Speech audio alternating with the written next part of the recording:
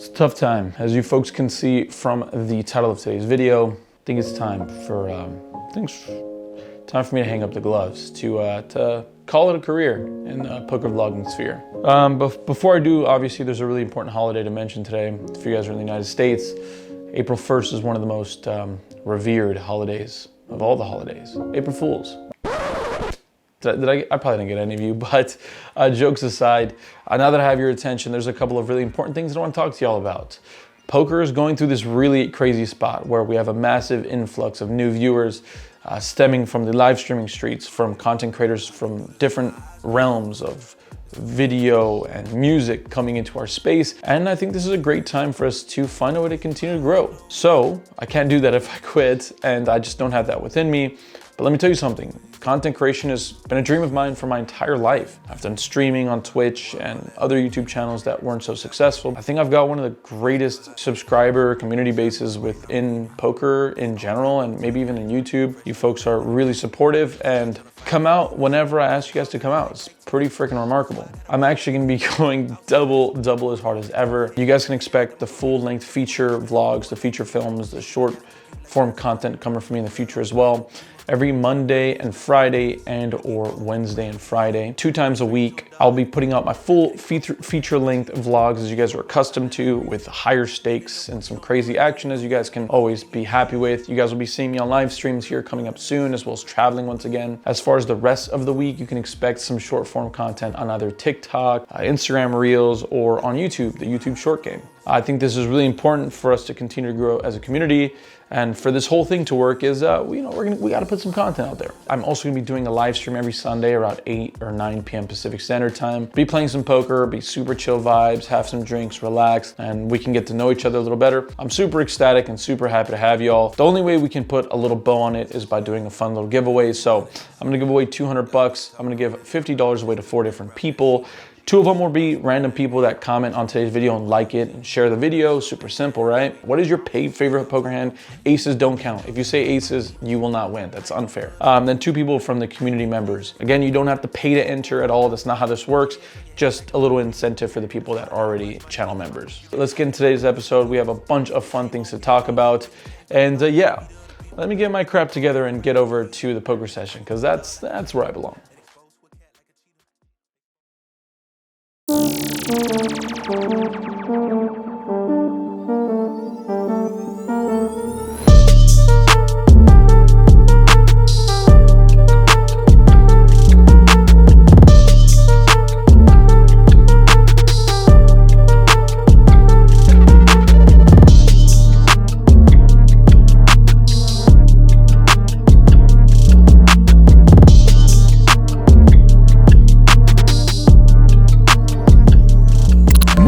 From the crappy jokes today, this session, yeah, no joke, a lot to go over, so let's hop straight into it. Starting things off here with the double board PLO bomb pot. I won't bore you with all of the action, but to wrap this up in a beautiful red bow, we somehow get it 4 ways all in. I have top 2 pair on one board and a wrap on the other board, and we end up with top 2 pair on both boards. And that's not good. Our wrap never comes in, and we lose a really big pot there. I was all in for about 2K myself or so. A couple other people had me covered. So this was like a 6, 7, 8K pot, and we weren't able to take it down. Once again, things not going my way, as you guys can see there. But hey, it is what it is, right? Let's move on from this. In the first no limit holdem hand of note, under the gun raises here. Next to act, goes ahead and 3-bets to 200. With the action on the middle position player, he goes ahead and cold calls a 200. A lot of wackiness going on, and we look down at a monster. In the small blind, we look down at pocket ladies, pocket queens. Well, the misses have definitely steered me in the right direction in the past, and hopefully this is no different. I go ahead and 4-bet this to $800. I think 600 is the traditional size here, but when a middle position cold caller is involved, we've got to, raise the price of poker. The action gets over to the initial 3-better, who goes ahead and goes all in for a 5-bet jam of $1,100. Action eventually gets folded back to me. This is an easy call. Sucks that there's a 5-bet here. People aren't bluffing all that often, but These people don't account for a gentleman by the name of Chris. Shout out to Chris, by the way. Love this guy. Either way, we're going off to 2 boards here, and our opponent shows ace, queen. Okay, let's hold. First flop comes out king, jack, 7, with 2 diamonds. Turn card is a 5 of clubs, and the river is a 6 of clubs. It's always good to lock up the first one. We're guaranteed to not lose any money. The second board comes out 10, 9, 6 with 3 hearts. We are the only one in this hand with a heart. Our opponent is now reduced to 2 outs. The turn card comes with 3 of spades, and we look great. 4% going to the river. Yeah, that sucks. That is the ace of diamonds on the river. That is 2 outs. 2 whole outs. 2, 1, 2, 4%. No bueno, but let me give you guys a little bit of some foreplay for today. This won't be the first time Chris absolutely destroys me. So hopefully the bad beats are behind us. In this next hand, there's a straddle on, and an early position player by the name of Paul goes ahead and limps. Action's on me next to act, and we look down at a suited Broadway. I go ahead and isolate here to $100. The action folds back to the limper. Paul goes ahead and makes a call. We're going off to a flop here that comes king 8-3. Getting ahead of myself there, but this flop is honestly not that great. With the action checked over to me, not great for my hand, but definitely good for my range. I'll definitely be isolating 8s here. I'll definitely have kings, never have 3s, ace king, king queen, king 10, king jack suited. All hands I'll be isolating with. Nonetheless, I go ahead and take my free card here, looking to pick up some equity, and that we do. When the turn card comes the 8 of spades. At this point, my opponent decides to lead out for $120. It now comes over me. A little bit of an idea. I think, hey, why don't I raise now and put some pressure on my opponent? Maybe he's doing some funny stuff with the hand like 7s or 9s or 10s for that matter. Maybe I can get him to fold a middling or weak pair, or if our opponent has better than that, he'll raise and we can easily make a fold here. I make it $300. Like I said, with the intent to fold to all raises, and then my opponent throws out kind of like an FU raise, a small raise to 745. Well, with my opponent having about 600 behind, the problem that I know that I will be facing here is if I just call, I'll only get to see 1 river. If I go all in, maybe there's a small % chance that my opponent somehow folds better, which is not likely, or calls with an inferior flush draw, which is somewhat possible. Sometimes, maybe. All of that to be said, I go ahead and go all in here, just totally bailing on my plan, which I'm not a fan of. And then my opponent goes into the tank. I am now kind of happy about things, and even more so when my opponent says, that sucks. That good, huh? Thinks about it for some time, and eventually throws in the call. I'm now thinking that, honestly, there's a world where I have the best hand, or my opponent, has a really, really weak hand. All of that is put to rest when my opponent says that he has an 8. An 8? You thought, Paul, you thought about that? I guess there was a small chance, Paul, that I had pocket kings or something and considered folding, but the old knit roll in the private game. We are catching strays here today, folks. Obviously, we run this river out twice. Both rivers come out of 4, not improving us in the slightest of ways. Paul's going to go ahead and take that pot down. Unfortunate start of events here. Things are not swinging in our direction. When things aren't working in your favor, do you guys just keep playing, call it a day, or take a walk? I don't know. I'm honestly open to all of your ideas here, because this session, I do all of the above. Literally all of the above. So let's hop into this next hand here, where once again, we're looking at a pretty situation. Early position limps. And I'm going to go ahead and ISO after I look down at the pocket ladies once again. The first time they might not have done us so well, but hopefully this time around they do. The flop comes out 7-6-3 after that initial limper decides to call. I think here with the action over to me, I think I can throw out a small c-bet here of $90. Down betting, I'm not going to be hitting this board all that often here, and it's honestly kind of a dry board. Outside of 4-5 and maybe 8-9 being the either flop straight or straight draws, not a whole lot of connection with this board. There is a chance and a fair one, I would say, that my opponent can have a hand that limped early position with like 7s, 6s, or 3s. But again, not going to be folding. I make it a c-bet of 90, and then my opponent snap jams all in. My opponent has 700. I'm going to go ahead and make the call here. The easiest call I'll ever make in my life, probably. Overpair, not too big of a pot. We decide to run it out twice here. The first board comes out with a king and then a 7. And the second board comes out with a 3 and a 4. We show our hand, and our opponent shows 8-9 for a monster draw on the flop there, just not capable of getting there. Lucky for us, looks like that walk is paying dividends. One of my favorite things in poker is that, although you might not be making hands, you sure as hell can fabricate them. This next hand is a prime example, where I find myself in the hijack with a suited connector. I make it 60.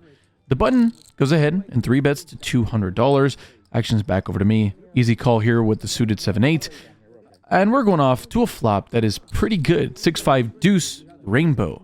I don't flop myself any backdoor flush equity, but what I do have is a whole lot of open-ended straight flushness. Or straight drawness. There's no flush. What am I saying? Either way, I go ahead and check it over to my opponent, who c-bets for a small size of 125. I like my opponent's c-bet, going about a quarter or a third.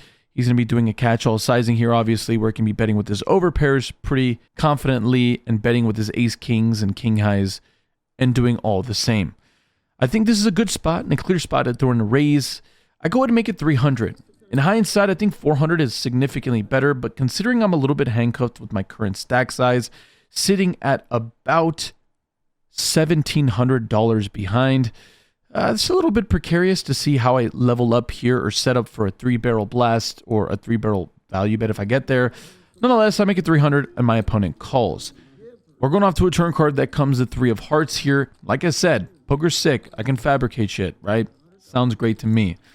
Once again, the action's on me now, and I think I've got to go for it. And when you go for it, you got to bet big, especially against this guy. You got to make it big, or he's just going to call you down.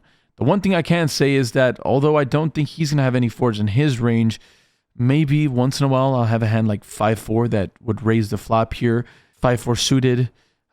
Outside of that, again, not too many fours, but I think I can still have all the sets here that are betting for value. So I bet for 700, and luckily for us, our opponent pretty quickly makes the fold.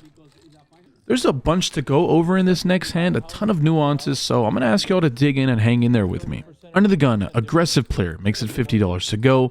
The button goes ahead and 3-bets to 175. The big blind throws out a $100 chip, signifying that he's trying to call the $50 bet, which is the only bet that he sees, not the 175 3-bet.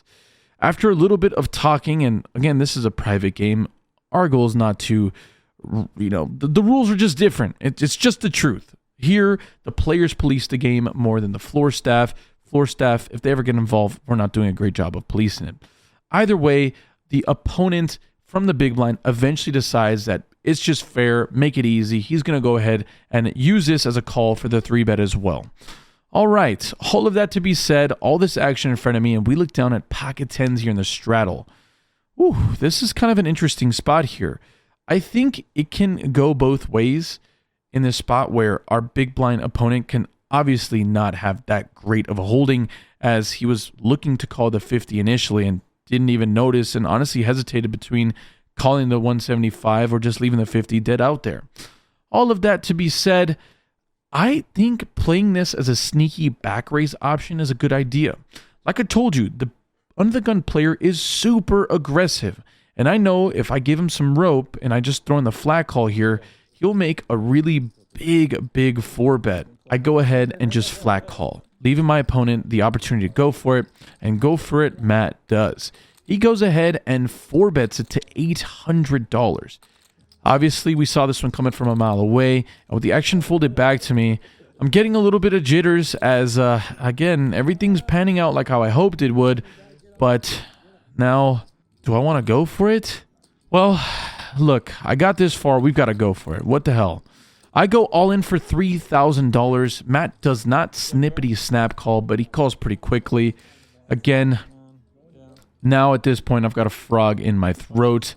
My gut is a turning. He quickly lets me know that he does have a good pair, and when that's the case, we're drawing dead. Matt asks to run it twice. I will happily oblige. We're going off to a flop on the first board that comes out 9-5-4, 8-3. Looks like we're gonna need some help. Is there a 10 out there? No, there is not. There are 2 on the second board. We have quads. Oh my goodness. After flopping a set, we turn quads to absolutely end our opponent's life. And the river card is a jack. Wow, what a roller coaster of events. That could have really set things off in the wrong direction. We're already into this game for like $8,000. Whew, that was a tough one. At this point, we're playing with house money. We should have been dead in the last hand, and somehow we're still alive, and things are really panning out. As in this next hand, we look down at Big Slick. I'm in middle position. I raise to 60. The small blind calls, and the big blind calls as well, and the flop, the gifts just keep on giving. 4 deuce deuce with 2 diamonds. We flop ourselves the nut flush draw and 2 overs, as well as a backdoor straight to boot. At this point, the action checks to the big blind, who leads out for a very tiny sizing of $20. At this point, I look at this as a pretty much a check. There's like $180 in the middle, now $200. I'm going to raise the size of the pot here. I make it $200 to go. At this point, the small blind check raises all in for $550. The big blind eventually folds. We have the easiest call of our life. Our opponent asked to run it twice. I oblige. And on the first board, it comes out a 3 and a 7. We don't improve. There's no diamond.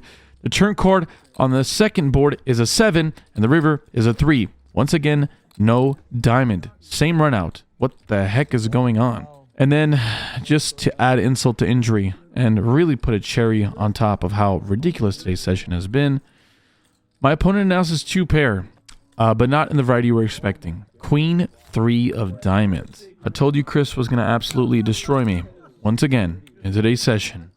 Yeah, that's a pretty nasty one. I realize this is not the biggest pot in the world, but hey, when you're down thousands, winning a couple hundred even sounds okay, right? I just can't get a pot pushed in my direction today. And let's see if we can get some help, because we're going to need it. For the 3rd time in today's session, we look down at pocket ladies. I'm in middle position. I raise to 60. The button calls, and so does the straddle. We're going off to a flop here that comes ace 4 5 with 2 diamonds. I go ahead and check it over to the button, who is a very aggressive player, as we've said, and is going to be betting here in position like 1,000,000% of the time. He bets 60, pretty small, 3rd sizing. The straddler folds, and I go ahead and make the call. The turn card comes out the 7 of clubs. I don't love this card for many reasons, as a lot of semi-bluffs now improve, but the other thing that I do have to note is that a hand like 6-7 improves to a pair and still has that straight draw.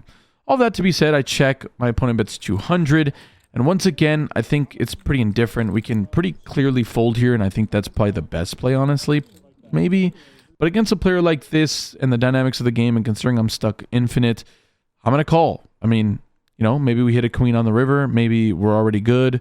Again, there's a chance against this player that we're very good. We're going off to the river that comes out the 6 of spades. So the front door flush doesn't come in, which is good on one hand, but on the other hand, yeah, 4 door straight out there. I'm never going to be getting called by worse if I lead this river. I'm probably never going to get better to fold. I think most aces are going to have to call here, considering how I played the hand. But all that to be said, I just snap check, and my opponent snap checks it back, showing ace queen. So once again, having our opponents in a really tough spot, 3 outs, and they get there. Really rough today's session has been. I mean, there's just no 2 ways around it. But hey, no one wants to hear me complain. We've got a battle back. We've still got some more poker to go over. And this following hand, under the gun, makes it $50 to go. I'm in the straddle, and I look down at ace-jack of clubs. A really easy spot for us to go ahead and throw in the 3-bet here. I make it $200 to go. I like my sizing. Honestly, against, once again, a player this aggressive, that is going to be this capable post-flop. Going bigger and not allowing him to get there with some junk hands makes sense, but I make it 200 and he calls. The flop comes out king of 4-3. Once again, I'm going to have a pretty solid range advantage here. I don't think my opponent's ever going to be opening under the gun with a hand like 4s or 3s, so that just leaves kings, which I have, as well as ace-king, as well as king-queen suited. All of those holdings are in my range, so I'm going to go ahead and throw out a small c-bet here for about 1/3 the size of the pot for 150, and my opponent calls. My opponent calls here. Once again, I think he can maybe have a hand like 5-6 suited, maybe a hand like ace-5 suited, ace-deuce suited, and obviously all the kings and middling pairs as well. We're going off to a turn card here that comes the 10 of spades, so it doesn't bring in the backdoor flush. for us, but it does bring it back to our straight draw. I bet 450, allowing myself to go for a pretty hefty pot size or 80% river jam. Whether we get there or not is not my problem at this point. My opponent calls. We're going off to the river card now. That comes at 3 of hearts. We don't improve. The backdoor flush doesn't get there either. And once again, considering how slow my opponent has played it, no raising at any point, I think, hey, we've got to go for it. For me, it feels like my opponent is pretty much clearly sitting on some kind of middling king or maybe a jacks or queens type holding. And if that's the case, I just got to go for it. I mean, I know it might seem spewy, it might seem dumb, and I'll look like a hero if my opponent just snap folds or even tank folds with a big hand. But once again, we got to this river to go for it. So I go all in. I go all in for $1,350. I like my river sizing here. We're going big. We're going for it all. And my opponent snap calls. That's not great. We run into the top of range once again as our opponent has king 10 of diamonds. So never going to get him to fold a hand that's strong, considering that outside of a 10 on the turn, ace, queen, jack, 9, pretty much any turn card that's not a 10, I think if I stayed with my plan and my opponent doesn't improve to 2 pair, he's probably going to have to fold there. But either way, it is what it is. Let's move on to the last hand of the session. At this point, I'm in for a lot, like almost so much that it's embarrassing to say. But hey, the game's playing big. There's action. Obviously, there is. So let's see if we can't get some luck on our side. Early position limps. And that's one of our favorite people in the world. Favorite people for the vlog. You guys know and love him. They flee, Mr. Ernie. Michael Jackson himself. At least he pretends to be on the dance floor. He limps. I'm in the small blind. We look down at 8s. I'm going to go and isolate to 100. The big blind calls. Again, another great friend of the vlog, Mr. Kevin. And the limper calls as well. Mr. Ernie. 3 ways off to a flop with my friends. Jack, Jack, 3. 2 clubs out there. There's a front door flush to worry about. And considering that I'm not going to be c-betting a whole lot here, I just check it. And luckily for us, it checks through. Looking for a clean turn card, which it does come. The 4 of hearts. I lead for 150. The action folds over to they flee. Who thinks about it for some time, and Ernie goes into the little bit of a little baby Ernie tank. Thinks about it for some time, looking like he wants to click and clack a little bit, and eventually decides to raise to 400. This indecisiveness is classic Ernie behavior. He's pretty balanced in his Ernie theory optimalness, which he can be doing this with 8-3 off for all I know, or he could be doing this with like quad jacks. All that to be said, my hand's a little too strong to fold at this point, although, again, turn raises are almost never bluffs. I go ahead and call. We're going off to a river card that comes a queen of hearts. Not great, as maybe some random bluffs now improve. Maybe a hand like queen 10 or queen 9 of clubs now improves, obviously. But hey, let's worry about it when we get to that point. And I check, and my opponent jams all in for 950. Honestly, this feels like my redemption arc. This feels like my Rocky moment. We've been getting beat up all day, getting shown value after value after value after value. I could just keep going on and on and on. But you guys get the point. I tank for what feels like an eternity. I'm going back and forth.